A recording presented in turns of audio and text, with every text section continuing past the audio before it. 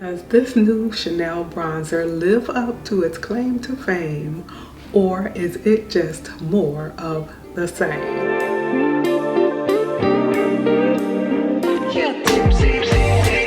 Hi, it's Crystal, your very own personal beauty pro. I actually am a professional makeup artist. I work in primarily what's called print, advertising, and commercial, also editorial, the type of work you would see in magazines, along with runway, the type of work you would see at New York Fashion Week. But in addition to doing what I love, I also love sharing those pro tips and backstage secrets with you. I have literally worked on hundreds of faces of all the races. So no matter whether you're an everyday girl or an aspiring artist, you will definitely enjoy the content. So please enjoy the education or the entertainment, or both, as I call it, the edutainment. And I want you to leave feeling uplifted and pretty. Today we're talking about Chanel's newest addition to a classic at this point, their bronzing cream. For years, Chanel has had this Soleil Tan Bronze Universal. It says universal, but apparently most of the world's population was excluded from this Chanel universe because this shade bronzed very few, relatively speaking. The formula was undeniably good, and I had enjoyed using it. I was able to use it on others. I was not able to bronze my own complexion. At most, I could use this original shade as a skin tint if I just wanted to perfect my skin. It is almost literally my complexion. I remember years ago going to test out this formula that I heard so much about and read so much about in beauty magazines. And when I touched it, I knew three things. One, that the formula was gorgeous. Two, that I had to have it. And three, that I couldn't use it on myself. So after well over a decade of being invisible, Chanel has expanded their line. I shared that in my Chanel video that the word on the street is this was coming. So you're welcome. This is the Tan Deep Bronze shade, and we're going to talk about the formula, how it applies. I'm going to apply it for you, and we'll see if it lives up to Chanel's long-standing reputation for having a really beautiful bronzer. Here's the new Tan Deep Bronze, and here is the original Tan Bronze Universal. Here on my hand, the one you can barely see is obviously the original, and there's the new one beside it. There were a couple of things that I was concerned about when I heard this was being reformulated, because the original really was quite beautiful. And then it does have the coconut oil derivative, so that's another concern, since I do actually break out with some coconut oil. But because Chanel said this was non-comedogenic, I suspected that they have formulated it in a way where this would not cause breakouts, since they had that claim. And I'm happy to report that it did not cause breakouts on me. I can't promise that would be the case for everyone, but I was happy about that. The other thing that concerned me when I heard they were reformulating is, was it going to have that signature gorgeous texture? Because the original, when you touched it, it almost felt like a spongy mousse cake. Very light, airy, and whipped to the touch.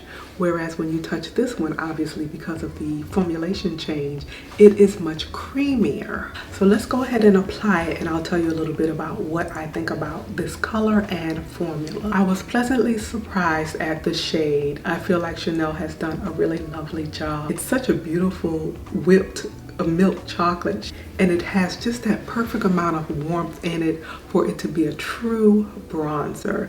Now I would say this would bronze medium tan to deep tan skin, so somewhere around the NC 35s to the NC 55s, and perhaps around NW 40, and I'm using those numbers as a MAC reference. Maybe it might do a little something for NW 45, maybe enhance or add a little glow.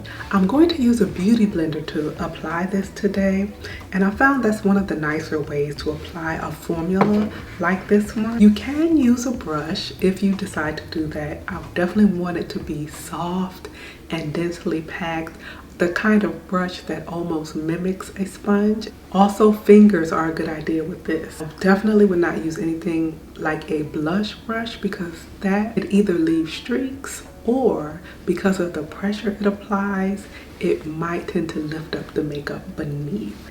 And I am going to start back on the cheek with the highest concentration of the color. And I'm gently kind of turning the Beauty Blender. I apply and then I turn the Beauty Blender just a little bit and blend out. So I'm not continually placing the same amount of color in the same spot. And then I'm going to come forward towards the front of the cheek as one would wear a true bronzer, because that's where the sun falls and kisses the high points of the face, the bridge of the nose, the forehead, the very tops, those types of areas. So while so many people sit their bronzer back here, and that's no crime if you want to use it more as a contour or shaping, and most people sit it back here somewhere in the blush area, but if you want to wear it as a true bronzer, then it's really pretty when it kisses the tops of the cheeks. This melts right into the skin, and even though to the touch it feels a little different from the original, the application is the same. It's that same second skin, not even second skin, it looks like your skin.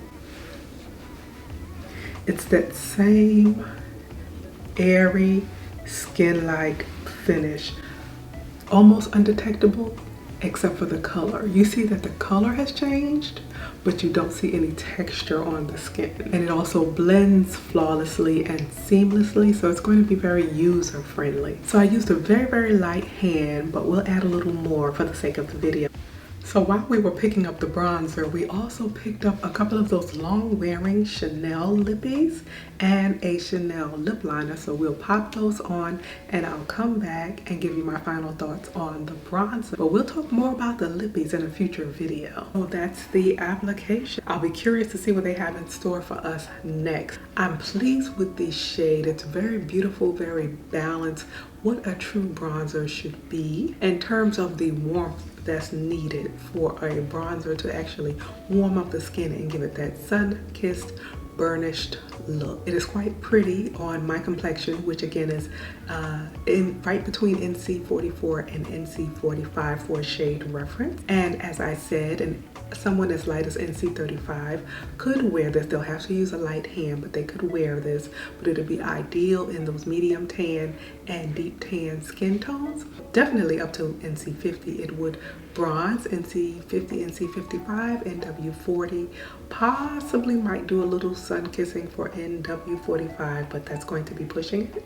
Although the new formulation is much creamier to the touch and not that slightly drier mousse-like texture of the previous formulation, the application and the feel on the skin as you apply it has that same beautiful, light, airy, whipped application. I will enjoy using this for sure. I thank you all so much for watching. It's always a good time sharing these pretty products with you.